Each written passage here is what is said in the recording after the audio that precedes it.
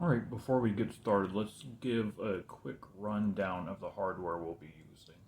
To start off with, we're going to be using an A2088 Bridgeboard made by Commodore. This isn't a fully stock one, it's been modified. You can see it has an NEC V20 CPU in it. It also has a replaced Faraday chip, the FE2010A. And you can see some little modifications, changes, hacks, whatever you want to call it. This board can run significantly faster than the stock 4.77. It can run up to 9.54 megahertz. For the testing we're going to be doing, we're going to start off with just the 4.77 megahertz. At 4.77 megahertz, it should be the same as if you had a stock board. The only other expansion that we will be using for this testing is this XT IDE Deluxe board. We're using this just so we can have hard drive loading instead of having to deal with floppy disks. This board's nice. It actually has a RAM expansion that can piggyback on it, but that's for another video. I want to say a couple quick words about the ISA connector. Some people call it ISA or just ISA. I personally usually just call it ISA. I'm holding an early generation Sound Blaster. This has a 16-bit ISA connector. This portion is the 8-bit portion. That's the 16-bit portion. If you have an old ISA card and it only has this portion, then it's an 8-bit card.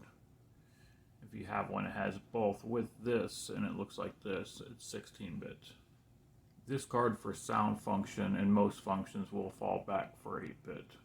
We're not getting into sound cards in this video. I'm just using this card to demonstrate. Bit connector, 16 bits. You need both for the 16. Here are 5 different ISA VGA cards that we will be testing today. This one has a Cirrus Logic chipset. OTI VGA card. This one's not as clearly marked, but let me see the chip. Here we have a Realtek chipset. And then finally, Trident. Alright, here we are inside the 2000. And here we have our Edge ISA slots. I am going to be plugging the VGA boards into this 8-bit ISA. There is no 16-bit connector even physically attached on this one. With this 8088 Bridgeboard, even though the ones that do have the 16-bit are not, they're not electrically attached. But just to show that we're going to be using an 8-bit slot that doesn't even have the physical connector on it. So we're going to be completely 8-bit here. Let's start off with the Realtek.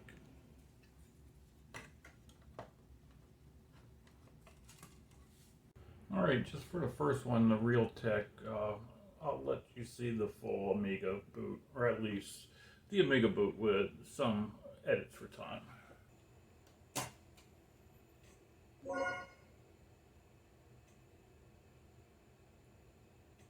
Hey, let's switch over to the Bridgeboard and have a VGA switcher here. And nothing. Let's give it a second or so. And nothing. We are not posting with this board. It clearly cannot fall back to 8-bit mode. This board only has one jumper. I previously looked this up. This, I believe, is off the table. Let's give the OTI VGA board a chance. Alright, for the next 4, I'm just going to boot directly showing the PC side. Alright, the first OTI VGA is posting, and we have color. Yep, we're looking good at stock speeds, 4.77 megahertz. But let's continue at stock speeds. Let's try out the second OTI board. And let's point out here that they both have the same chipset, which I believe that says OTI 037C. Second OTI board. And no post. I thought this board worked. Let me take a look at it. Alright, so this second oak card is just simply bad. I was thinking it was good. I had it in a good pile, but I tried it in a 486 and it's not posted. Maybe I forgot and this wasn't board with the issue, but it doesn't really matter. At the end of the day, it's not working. The Realtek from earlier did work in a 486, so that one is just simply not falling back to 8-bit. Next is this handsome looking Trident board.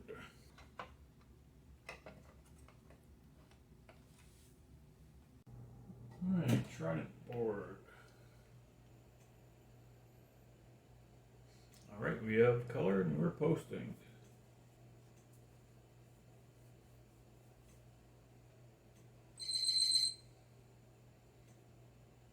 Alright, looking good, looking good. And finally the Cirrus Logic board. This is more slim, probably later. Well, it is later, 92, so it's one of the later ISA VGA board. Finally, the Cirrus Logic.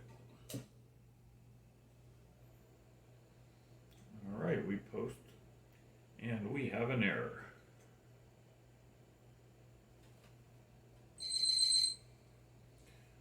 Alright, going to switch to Amiga and launch Janus, so we have a keyboard.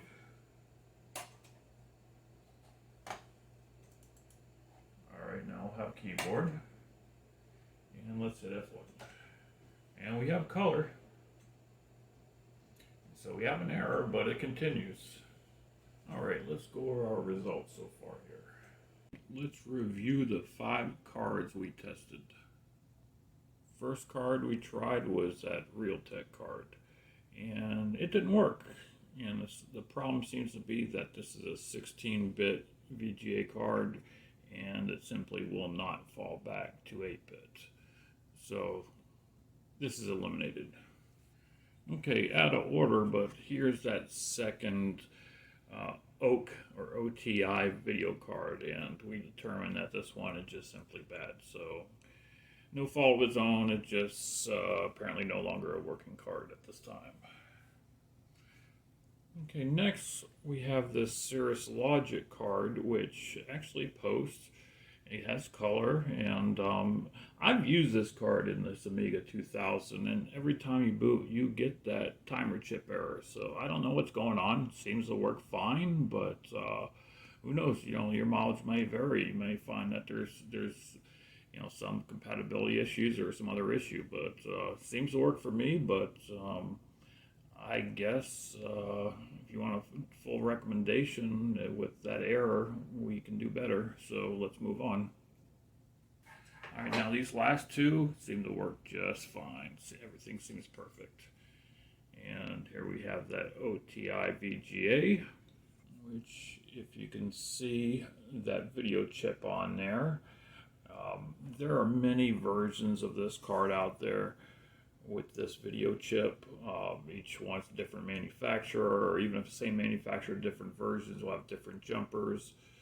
So you can see how I have the jumpers on this one, but that doesn't necessarily mean the version you get will be exactly that. But you can find a lot of the jumpers for this online. And otherwise, you know, usually they're simple enough you could play around with it fine, but this one works very well for me. And then finally, this Trident card. That's probably my favorite. This one works really well, and yeah, I've had no issues with this. Matter of fact, we'll go ahead and put this one right back in, and we'll load something up so you can see what it looks like. And you probably make out that chip on there, that Trident chip, that part number. Yeah, same as the other card, there's probably a lot of different versions of this card out there. This one's pretty simple with jumpers. And I think a lot of these cards that will support 8-bit will just, normally they'll just fall back. As long as you plug it in, they'll fall back, I believe. And there's exceptions to that, but I think a lot of those will. Okay, so we're going to plug this Trident back in and we'll load one thing up. Alright, let's do a test on the video hardware, which is this Trident card.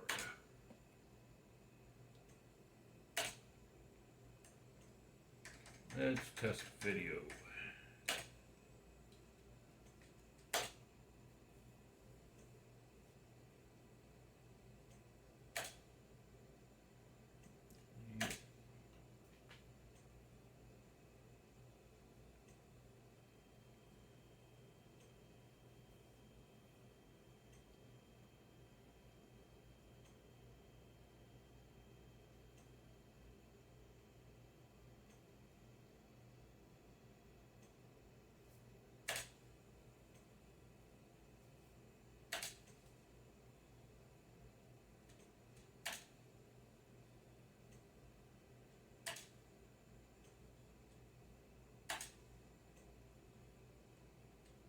All good?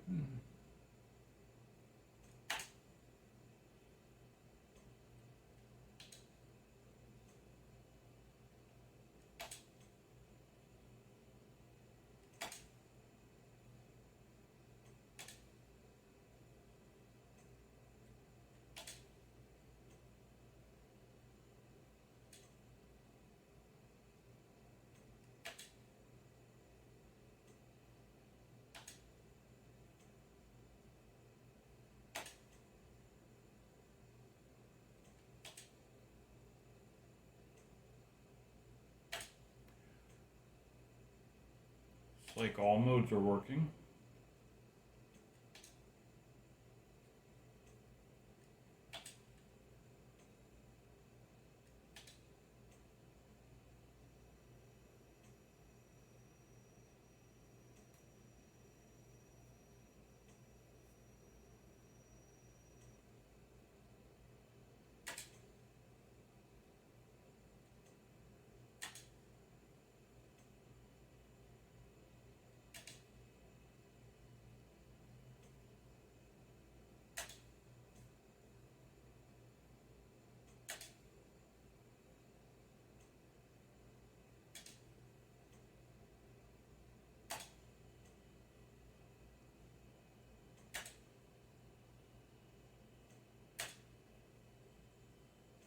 Well, there you go.